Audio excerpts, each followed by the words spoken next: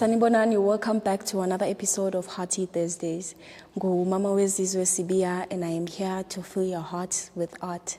In this podcast, we talk about art. We talk to the people that make the art, the people behind the people that make the art, and the people that make the art, but a lot of people don't know that they do. And today, we are sitting with a powerful storyteller, a visual thinker, and a young woman who is shaping how we see, feel, and understand the world through the lens. Welcome to Hearty Thursdays. How are you doing? Thank you for having me. I'm good. How are you? I'm good. Thank you so much for honoring my invitation. I feel so honored to have you here. Obviously, the first question, who are you? Where were you born? Please tell us a little bit about yourself. Oh, this question is hard. Okay, so my name is Vanessa Munemo, and I guess I'm a filmmaker. I was born in Zimbabwe, moved here when I was about 4 years old, so South Africa is all I've known. But yeah, from the East Rand, and yeah, I'm just a girl who wants to make movies. What would you say is, like, can you remember your first memory of being exposed to art or like just something creative? I don't really remember per se, but I think I was like in creche, and this was like, damn, I'm exposing my age, but this was probably like around 2009. Around the time Michael Jackson died, and around that time we used to watch a lot of his movies and stuff. And I was like, oh my gosh, this is so cool. Like, I wonder how these people are making whatever they're doing. But it's always been like a thought in the back of my mind. I never thought that I would be here, like actually doing it, yeah. And this, I think the full circle of life is always interesting. So you wanted to be a lawyer. So how did you then end up here? So I wanted to be a lawyer, I think, from grade 1, probably. Like, why? Was there like any? I don't know. I think it wasn't even like anything crazy, like a revelation or something. I think around that time we had like what I want to be when I grow up, you know. And all my friends wanted to be doctors. I was like, no, I want to be different. Let me do law. And the minute I guess said that to myself, that's what I was fixated on for the longest time. I want to be a lawyer, this big time attorney. I used to watch law movies and series with my brother.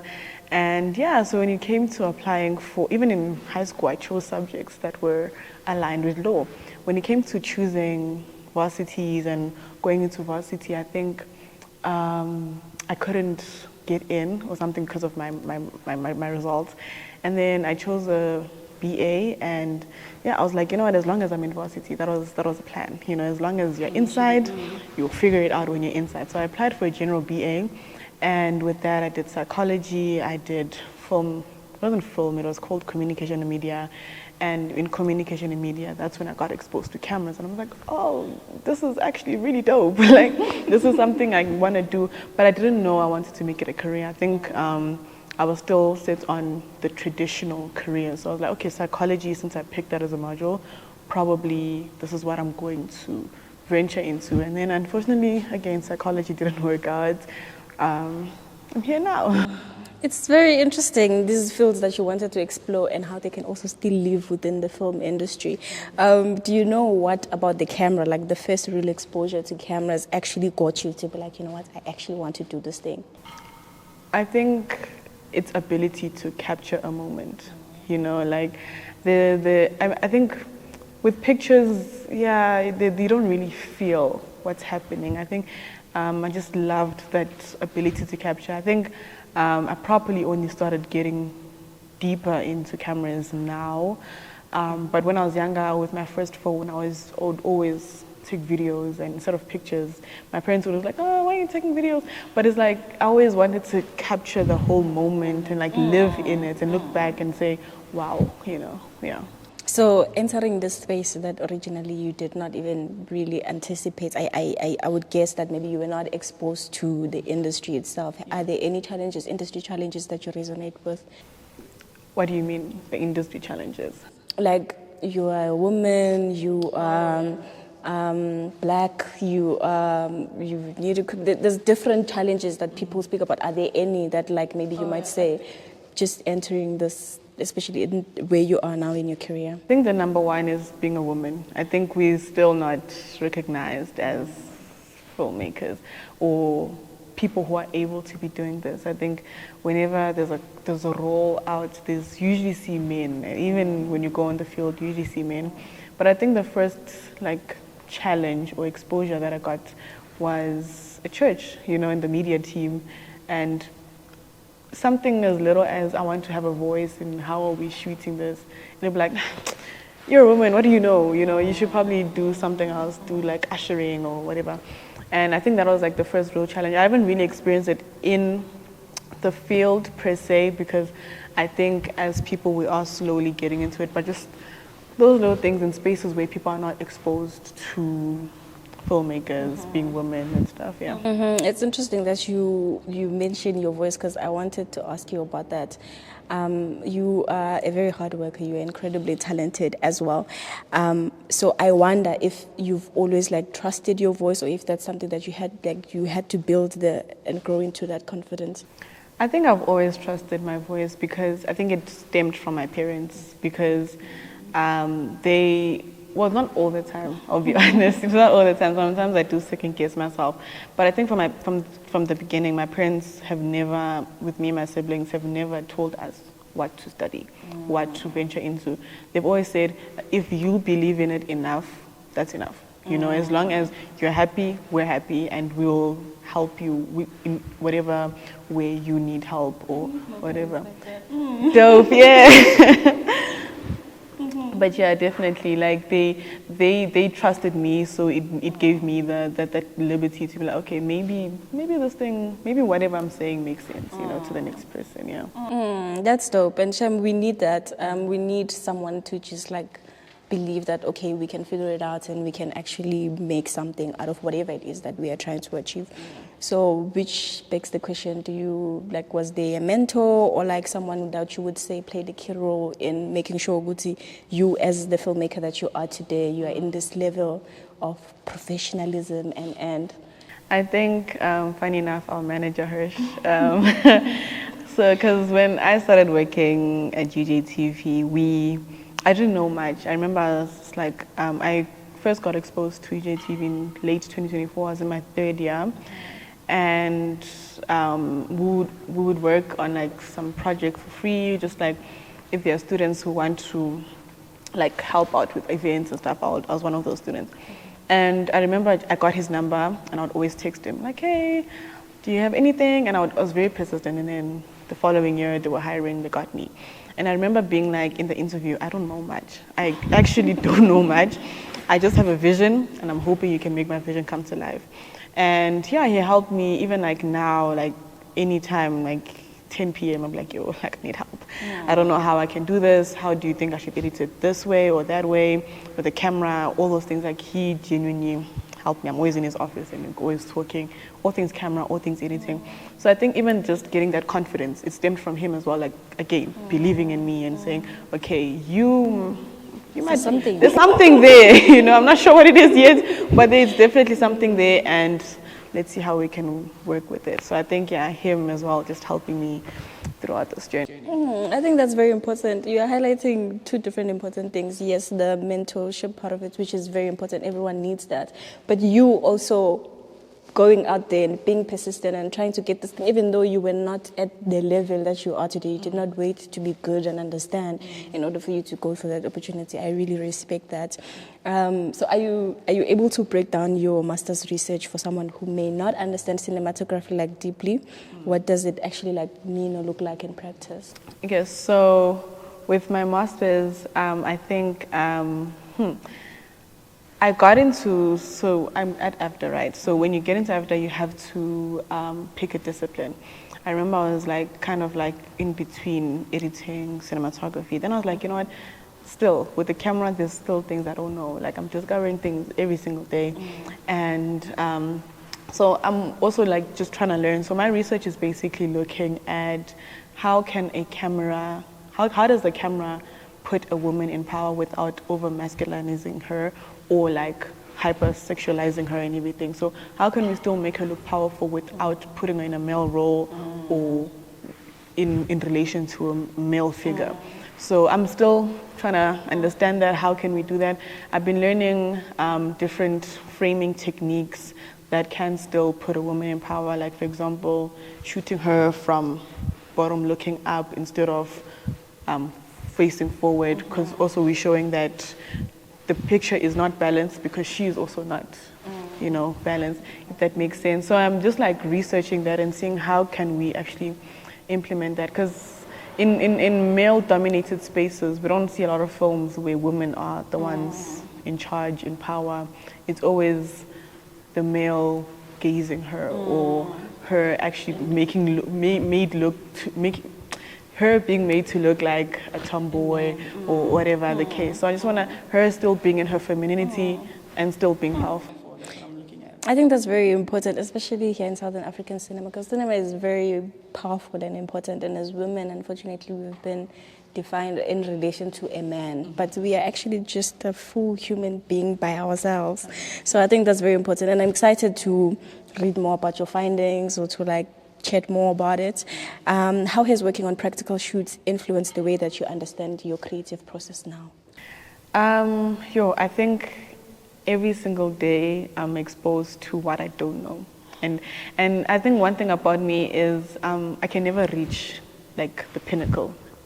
Once I've reached the top, there's always something, there's always, So every single time I get on the field, I'm like, okay, we're switching on the camera. Right now, actually, just looking at right now, we're trying to figure out the lighting and how can we shoot this in a way that looks good, So I think every single time I go out there and I'm shooting something, I'm exposed to, okay, you don't know much about this, maybe go back and learn. I think that has always been a thing that I do. I always, and today I realized I don't know much about lighting. Let me go home. What is it about lighting that I don't know? How can I make it better? I'm always criticizing my work, even though someone will be like, oh, you give yourself grace though? No. You sure? For a second, I'm like, okay, this looks good. And then tomorrow I'll be like, I see how that could have been better. So, yeah. A lot of grace. You need to also give yourself a lot of grace. With time. I do respect that. There's more I love and respect people who have a spirit of learning, because that's how you get to grow and expand and become even better. Even when you know there's more that you don't know. So I wanted to ask you, it was like working in diverse roles, because you've literally everything, writing, directing, shooting, editing, everything. You've done it and you are also good at it. How does that shape you as a storyteller? Are you able to bring these other elements to, even if you are just shooting, because obviously now you must think in post or whatever. Does it has it shaped you as a storyteller? I think it does. I wouldn't say I'm much of a writer, though. I have written, but I'm still trying to perfect that craft. But I think from the first process, from pre-production, knowing everything from pre-production helps me see how the final product's going to look like. If I'm going to write something, I know already how I'm going to shoot it. If I'm going to direct something, I know exactly how I'm going to edit it. All those things all sort of come into one final project. So I think, just grabbing everything from everywhere helps the final product look good. I get that. And I think that's another thing also that I believe in. As a person, you must, not necessarily that you must be a jack of all trades, but within the industry that you are in, you can be able to learn other things. I think it helps the process to flow, because even if you are not going to edit the thing, but if you are shooting it, you're able to consider the person who's going to edit it, because you understand the process and the things that are needed in post. So still on your academic research, I was wondering, being in two different institutions at the same time, and does that allow you to view just the world and your work, the film world and your work differently? So I think coming from an a research institution going into a practical institution it was a bit of a challenge at first, having to adapt. But I think it's very beneficial. I think it helped me a lot see things differently. I think UJ is definitely a research school. We're very focused on research. From jump how you're gonna go with your research. And unfortunately, I wasn't necessarily afforded the opportunity to do a lot of practicals here.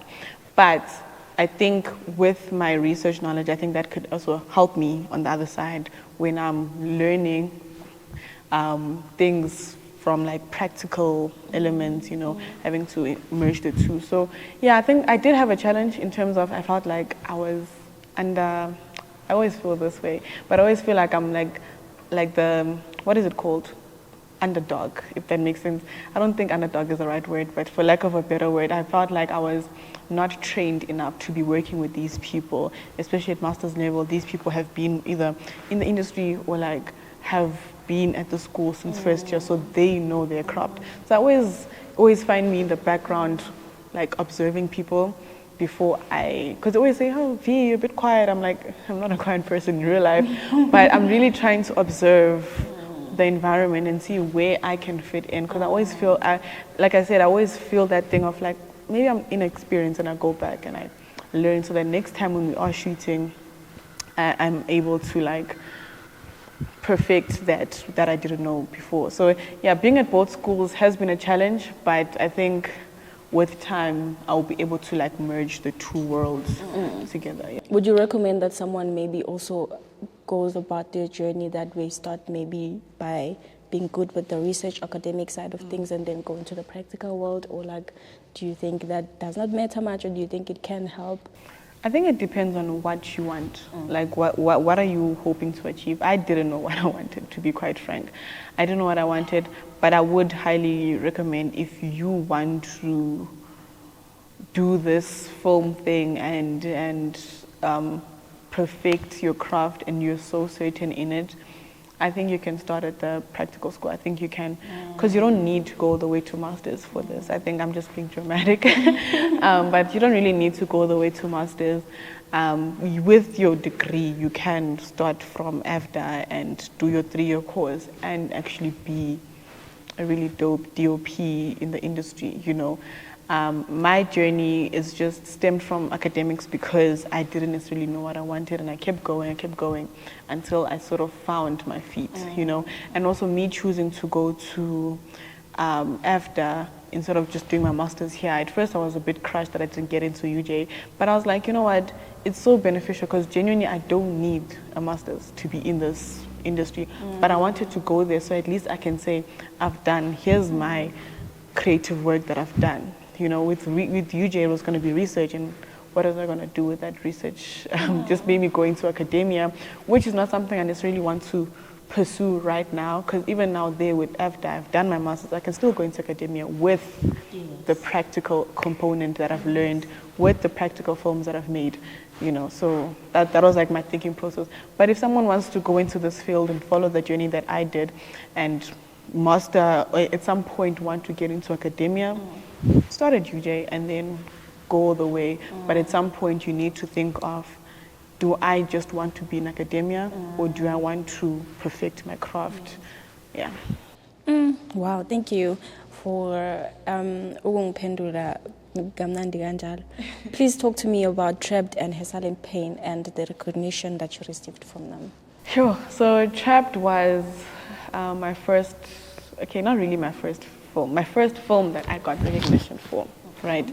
My first short film. Trapped was about, so I remember in honors we did our individual projects. We were to do a short film, and in that I had to, we got the theme Astronaut from Africa, which is like a crazy theme. Which was? Astronaut from Africa. Oh, okay, interesting. What am I gonna do with this concept? So oddly enough, on my TikTok, I followed this guy. He shoots scenes of like just a scene and then he posts it in vertical format.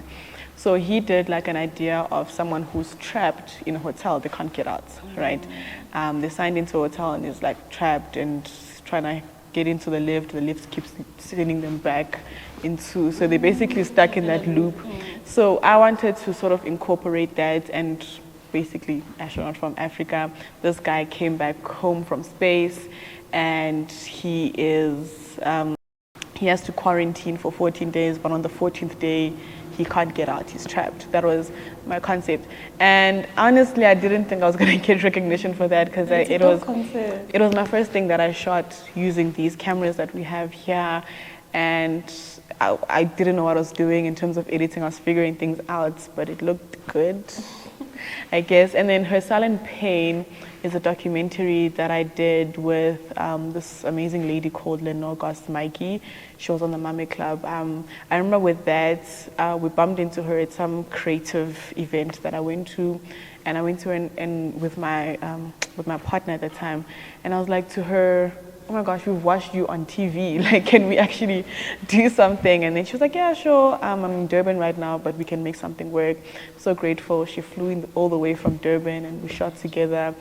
And again, like, I think that having so many people, so her family was believing in our project. They were like, because she wanted to tell her story. She's diagnosed with a rare condition called fibromyalgia, which doesn't have a cure. And she was like, on the Mummy Club, when she was on it, they kind of suppressed that story. Every time she would bring it up, you can see with the edits, the cutting it out or whatever. So she was like, I genuinely just want to tell my story. I want to tell people what I've been through, and you guys want to tell my story. I believe in you guys so much. So having such a huge support system, my parents, my manager, everyone was just like on board with this concept. So yeah, so seeing that it got recognition that it deserved, I was like very happy. I was very proud of myself and my team that I was working with at that time. Yeah. No, dope. Award-winning filmmaker. But introduce her properly. So, like, your work clearly engages with social issues and lived experiences. Do you believe that art itself has the responsibility to address social issues, or should it exist purely for self-expression? No, I think art can definitely speak to social issues. You actually mentioned it when you were like, films, stories can actually make a huge impact. I mean, growing up, we used to watch, I don't know if you also used to watch it, but like shows that would speak about GBV, real lived experiences of people, HIV, all those things. And through those films, people got to understand what these things are. So I think with my films, like, I genuinely, that's what I hope to achieve. Like, people shouldn't just watch for the sake of watching. Yes, it looks cool, but like, what are you telling me as the audience, you know?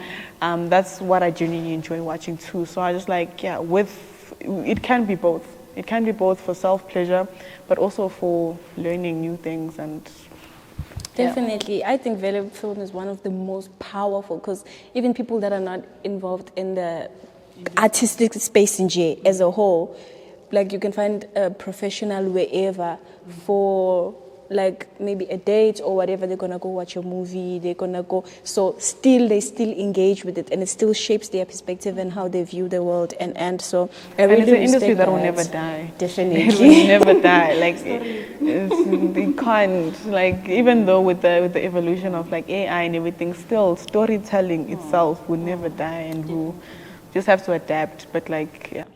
Yeah, definitely. So I want to speak about, because the industry that we are in, there are a lot of people that have the talent, have the skill, have the education, have the whatever it takes, but still they can't make it because the gig economy is bad, or maybe if you want to actually just be a professional that has a contract, maybe there's gatekeepers or red tapes or whatever. So I just want your perspective on like balancing passion and the financial sustainability. Could that be maybe one of the reasons why you are also pursuing things the academic way, to make sure that you have some sort of guarantee or safety?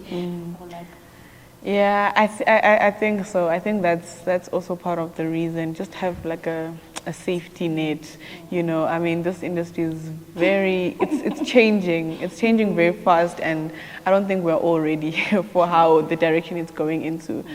So yeah, I think you can, like, I think you can have your passion as a side thing, but you shouldn't like necessarily discard it completely. Like, if you're able to like work in corporate, for me, like, I think I don't know, last year I was really battling, and I was thinking about the industry, and I'm like, yo, this industry is tough and just tough to break into, you know.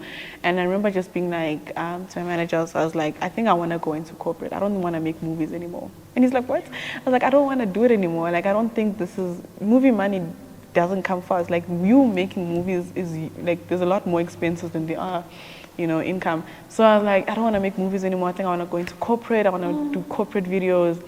And he's like, but why can't you do both?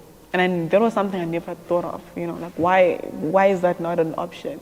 And I think, yeah, so I think you can do both. You can definitely like look into corporate or like anything that's quote unquote like safe, you know, with still doing your passions on the side. There are people, I remember I have a friend who's studying computer science, but he's a photographer, like a really, really amazing photographer. There's nothing artistic about what he's studying, but like he's doing that, and he's like, the reason he's doing that is, one, his parents wanted him to do something serious, but he's also like, this is my safety net. Should photography fail, at least I can code, at least. And that's always good, Sham, to have a skill beyond, because, for instance, just look at COVID-19, like things that are completely outside of our control like that, because we were not even able to make the films. So I know that you did touch on this earlier, but I'm still interested. Imposter syndrome, a lot of artists, any discipline, any medium, any field, they struggle with this. Great artists who died a long time ago struggled with it. So I'm interested in how do you deal with like imposter syndrome? How do you remind yourself, I am it, I am the award-winning?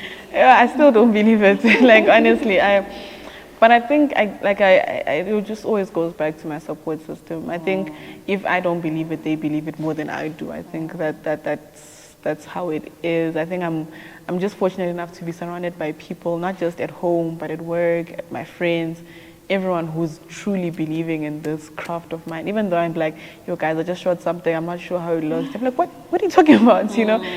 So I think just surrounding myself with people who believe it more than I do has definitely helped, because otherwise I would have a long time ago given up and see, last year you almost did, and imagine the work the amazing stuff that you've been creating this year, we wouldn't have seen that.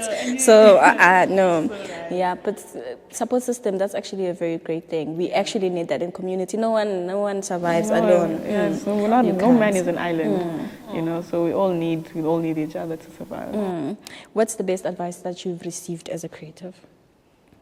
That's a tough one. I wish you asked me this before. You're going to think about it. The best advice, can you circle back? Okay. Yeah. So now, are there words you can use to describe your artistic style? Like your currently, or maybe if you are working towards, but even just currently, like could be like your interest, the style that like maybe you're playing with, exploring.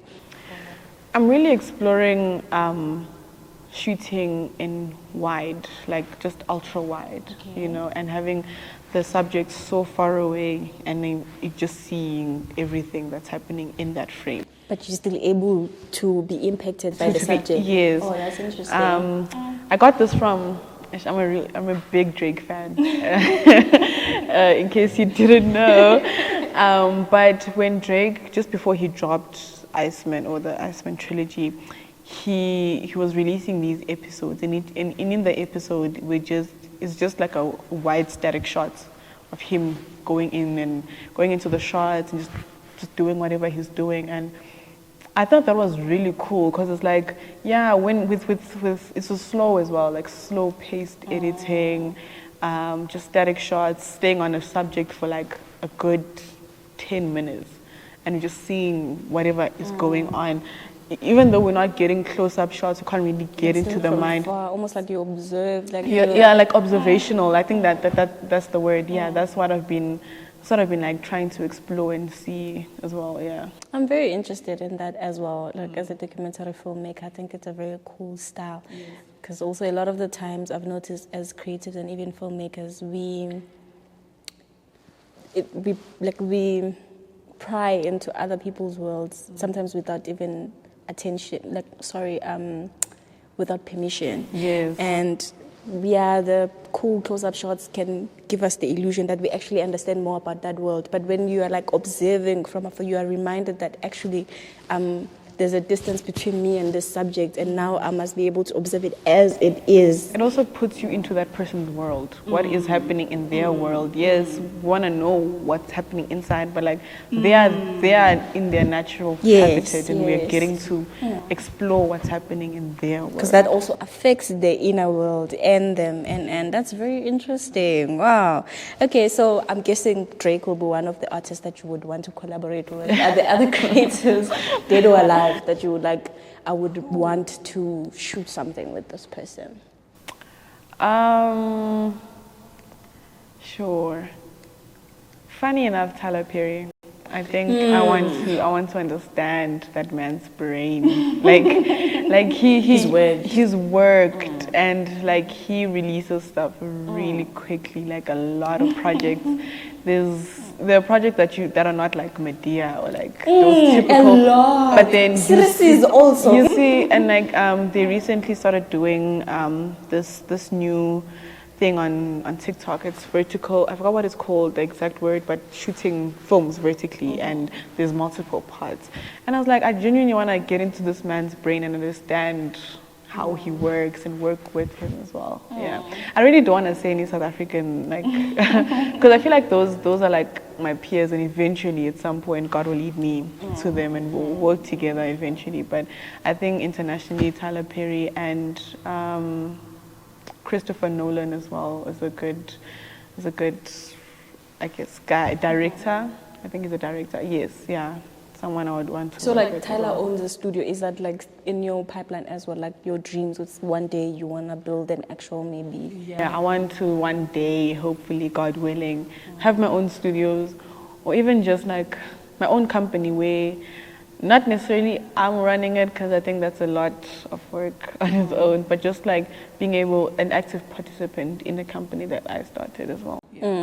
Dope. I'm interested to know if like maybe there are themes or stories just across the African continent that you are curious about exploring, and how maybe you imagine the African cinema, Southern African cinema, or even just the whole diaspora evolving, and maybe if there's a place where you see yourself in that evolution as well. So a story that I want to explore. Yes, it could be like stories, themes that you want to explore, or like, yeah. I think I remember last year I was very curious when I was like, I'm going to do my master's. I think a theme that I really wanted to explore was GBV from a male perspective. You know, as a male that are experiencing the violence, male victims of GBV, because I feel like those stories are very suppressed. And there's actually a lot of them, there's especially a lot of boys. And they can't even speak about it. No one's protecting no them. one's listening to them. So I think that's something that I wanted to explore and hopefully to see more of in South Africa or Southern African cinema. I'm not sure. Maybe there are. I haven't really seen much stories of those. To be adding to that pool. Yeah, but I do want to explore those. Yeah. I think that's very important. Oh my goodness. Thank you so much for having a conversation with me. I'm enjoying it and I don't want it to stop. I'm hoping Gusi you will come back again. Thank you for the time. Thank you also for the work. Like even just sitting up, it was V. And thank you for everything. Even just how you helped me outside of here at work, everything, all the things that you do. I really wish you the best. Today we had an incredible conversation with a storyteller who reminds us that sometimes the path we don't plan becomes the one that can actually define us. Thank you so much for watching. Please check out the podcast on YouTube. If you'd like to advertise your product or brand, please send us an email. If you would like to collaborate with us or be part of our community, do send us an email. The email is mamawezizwecreativeenterprise@gmail.com with a double M. This is Umama Wezizwe Sibia, and I hope I am leaving you with a heart full of art.